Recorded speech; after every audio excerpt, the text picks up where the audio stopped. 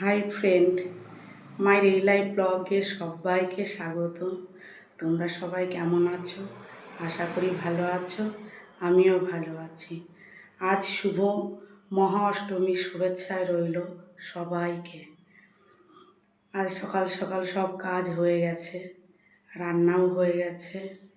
আর আজকে রান্না করেছি মুগ ডাল, সয়াবিন তরকারি আর পটল ভাজা। বেশি কিছু রান্না করিনি, নিরামিষ।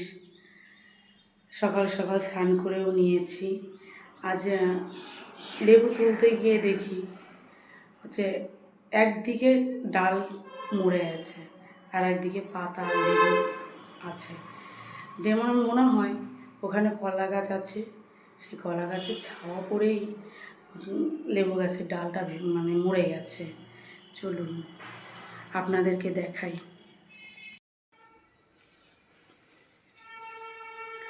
এই যে দেখুন, এইটুকু জায়গায় কত গাছ। এই যে জবা গাছ, এদিকে আম গাছ, কারি পাতা গাছ, এই যে লেবু গাছটা দেখুন, লেবু ধরে আছে।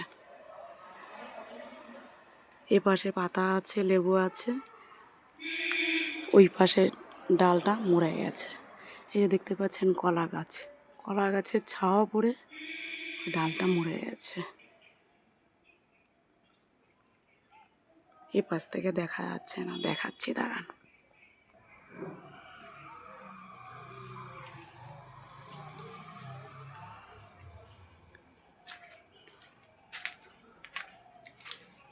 এই যে এই ডালটা দেখুন ছাওয়া পড়ে মারা গেছে।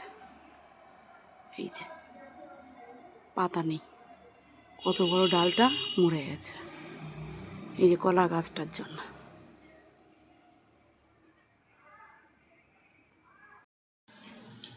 এদিকে মা গেছে মামার বাড়ি অষ্টমী পুজো দিতে। আমাকে অনেকবার বলেছিল মা যেতে, আমি বললাম মাথা যন্ত্রণা করছে, এবছর যাব না, সামনের বছর গিয়ে অষ্টমী পুজো দিয়ে আসবো। এদিকে সকালবেলা ঘুম থেকে উঠে ব্রাশ করে তোমাদের দাদা ভাই মাকে বলছে, মা তুমি চা গরম করে দাও। এবার মা বলছে যে একটু পরে চা গরম করছি। তোমার দাদা ভাইয়ের তর সয়নি, বলছে আমি গরম করে নিই। তবু চা গরম করতে গিয়ে সকালবেলায় কি হচ্ছে, চা ফুটে যাচ্ছে এদিকে, আর গরম চাটা সাঁড়াশি দিয়ে বাটিটা ধরে চা ঢালতে গেছে। চা বাটি উল্টে সারা পায়ে পড়ে পায়ে পুরোটা ঠোলা উঠে গেছে। পুজোর সময় কি একটা অঘটন হয়ে গেল।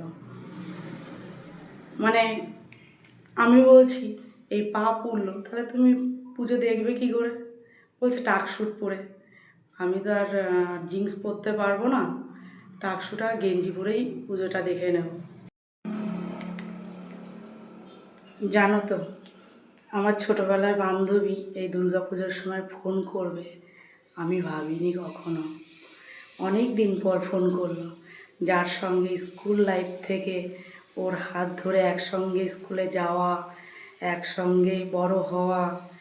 আর মেয়েদের কি জীবন বলো, বড় হয়ে ও বিয়ে হয়ে গেল গোবরডাঙ্গাতে, আমি চলে এলাম পূর্ব মেদিনীপুরে। কোথায় আছি? অনেক দিন পর ফোন করে আমাকে বলছে তুই বাপের বাড়ি আয়, একসঙ্গে দেখা হয়ে যাবে, অনেক দিন তোকে দেখি না। আমি বললাম আমি এখন যাব না, আমি হচ্ছে ভাইফোঁটায় যাব। তো বলছে আচ্ছা ঠিক আছে। তো ও বাপের বাড়ি এসছে, বাপের বাড়ি ঘুরে যাবে, আবার ভাইফোঁটার সময় আসবে। আমি বললাম ঠিক আছে, তাহলে ভাইফোঁটার সময় তোর সঙ্গে আমার দেখা হবে, খুব আনন্দ হবে, অনেক দিন পর দেখব।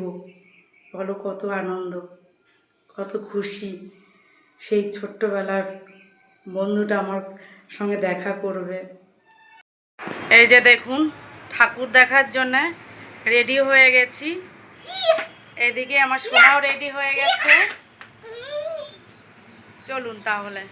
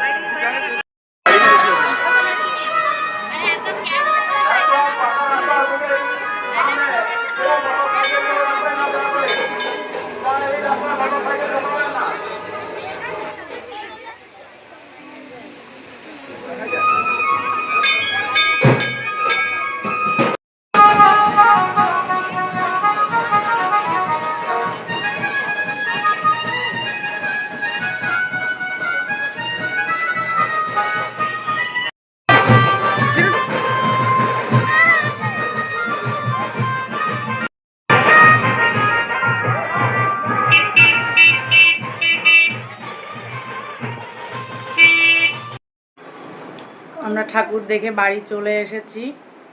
এত ভিড়, আপনাদেরকে বেশি ঠাকুর দেখাতে পারিনি। তো আপনারা ভালো থাকবেন, সুস্থ থাকবেন। ভিডিওটা আর বড় করছি না। ভালো লাগলে লাইক, কমেন্ট, শেয়ার আর সাবস্ক্রাইব করতে ভুলবেন না। বাই।